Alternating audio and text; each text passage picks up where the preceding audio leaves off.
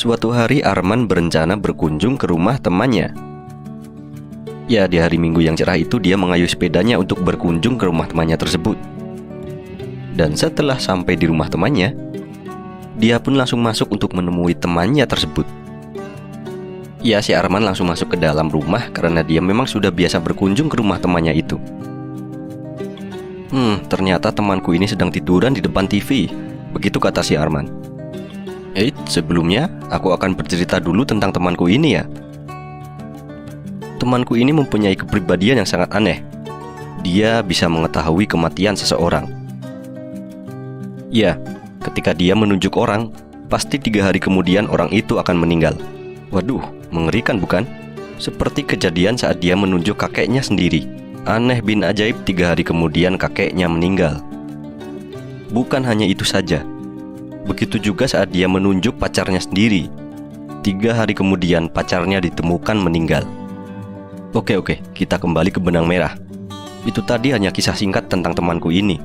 Sepertinya memang temanku ini sedang tertidur pulas. Dan karena Arman tidak tega membangunkannya, dia berencana untuk menonton TV saja. Kemudian saat itu Arman menghidupkan televisi yang ada di depannya. Saat dia menghidupkan televisinya, tiba-tiba temannya langsung bangun dan menunjuk ke arah TV. Padahal orang yang tampil dalam televisi itu adalah Bapak Presiden. Ya, saat itu Arman menghidupkan televisi dan kebetulan tayangan pertama yang muncul adalah tayangan pidato Presiden. Lalu sontak aku pun berpikir, apakah benar Bapak Presiden akan mati 3 hari ke depan? Begitu kata si Arman. Nah, inilah yang akan menjadi pertanyaannya.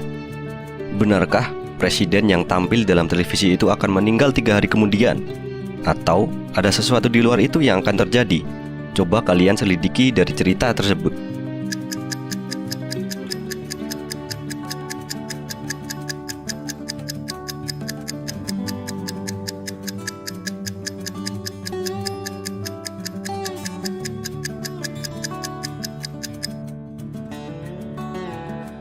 Oke, dan ini jawabannya. Sebenarnya yang ditunjuk oleh temanku adalah aku sendiri. Ya, si Arman. Waktu itu teman si Arman menunjuk pantulan bayangan yang ada di televisi sebelum TV itu dinyalakan. Ya, bayangan Arman lah yang ditunjuk oleh temannya itu. Dan Arman tidak menyadarinya. Mengerikan bukan? Kita lanjut ke riddle yang selanjutnya. Sore itu, seorang polisi sedang melakukan pengejaran terhadap pelaku tabrak lari. Kejar-kejaran berlangsung sangat seru dan menegangkan. Mungkin sudah mirip sama film Hollywood. Dan tiba-tiba entah kenapa si mobil pelaku itu bisa kabur dari pengejaran. Polisi merasa kewalahan. Oke, dia pun mulai meminta bantuan kepada rekannya untuk mengecek via satelit. Sang polisi itu pun mulai menghubungi temannya. Dan mulai terjadi percakapan di antara mereka berdua. Isi dari percakapan itu kurang lebih adalah sang polisi itu meminta bantuan kepada temannya untuk melakukan pengecekan di mana keberadaan pelaku dan koordinatnya melalui citra satelit. Dan hebatnya, setelah beberapa menit kemudian, posisi si pelaku telah ditemukan. Tapi, ternyata si pelaku cukup cerdik. Dia bersembunyi di perumahan yang mempunyai jenis mobil yang sama. Bisa kalian lihat di tayangan satelit itu. Nah, pertanyaannya, dapatkah kalian membantu polisi menebak di mana rumah tempat dia bersembunyi? Apakah di rumah A, B, atau C?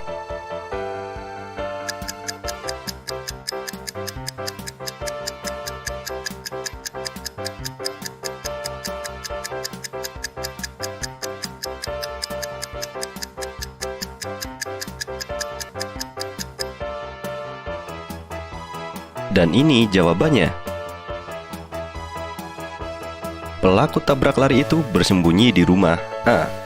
Bagaimana penjelasannya? Ya, alasannya adalah posisi mobil yang menghadap badan jalan. Jadi polisi itu sudah menebak sang pelaku pasti mencari posisi aman. Jadi dia memposisikan mobilnya menghadap badan jalan agar ketika polisi tiba dan mulai curiga dengan keberadaan pelaku, dia bisa langsung kabur. Begitulah kira-kira penjelasannya. Oke, kita lanjut lagi.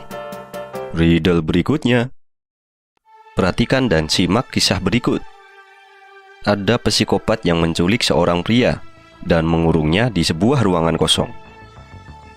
Lalu sang psikopat itu menawarkan 2 pil kepada sang pria, dan dia berkata jika salah satu dari pil itu beracun dan mematikan. Ya, sang psikopat itu menyuruh sang pria untuk memilih salah satu. Jika sang pria meminum salah satu pil, maka sang psikopat juga akan meminum pil yang satunya lagi. Ya, pokoknya sang pria bebas untuk memilih pil mana yang akan dia pilih.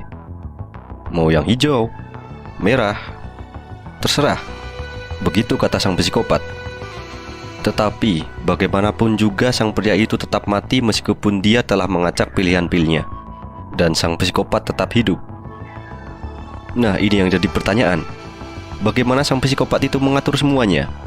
Bagaimana dia bisa yakin jika dia tidak akan meminum pil yang beracun?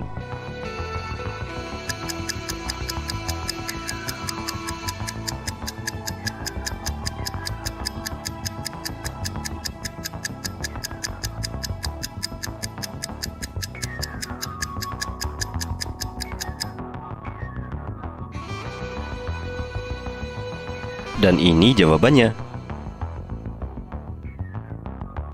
Bukankah dia meminta pria itu untuk meminum pilnya? Artinya jika minum, mereka membutuhkan air, bukan? Ya, gelas milik sang pria itulah yang beracun. Sang psikopat itu sudah mengaturnya.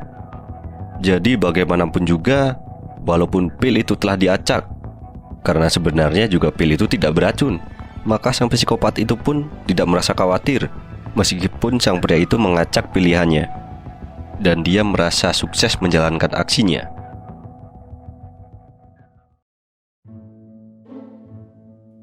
Seorang wanita bernama Mirna ditemukan tewas di kamar apartemennya.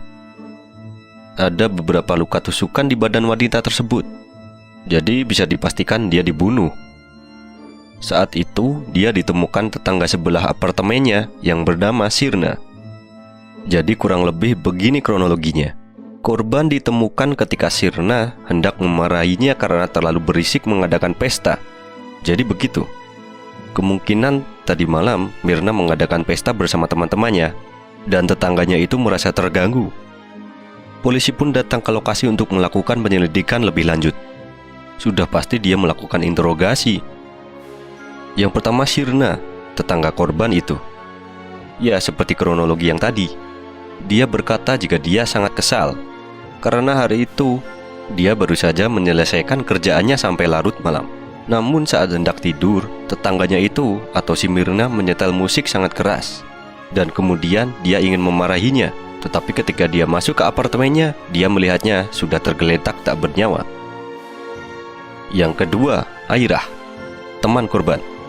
Dia berkata kepada polisi memang benar hari itu mereka sedang berpesta, karena pacar Mina baru saja memenangkan lomba.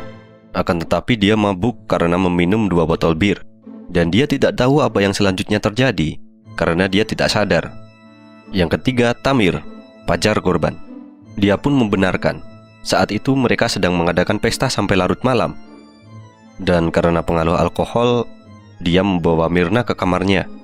Akan tetapi tiba-tiba Mirna ingin keluar untuk mengambil minum, dan saat itu aku langsung tertidur karena menunggu Mirna sangat lama, sampai akhirnya mendapati teriakan dari Sirna atau tetangga Mirna yang tadi. Dan yang terakhir Bisma, teman dari Tamir.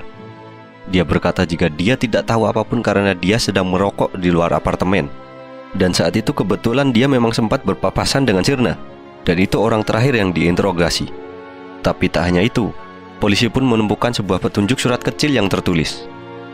Kira-kira begini isinya. Bisa kalian baca?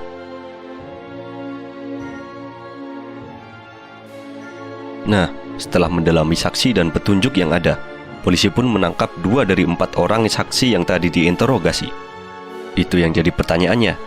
Bisakah kalian menebak siapakah 2 orang pelaku yang sudah berhasil ditangkap oleh polisi itu?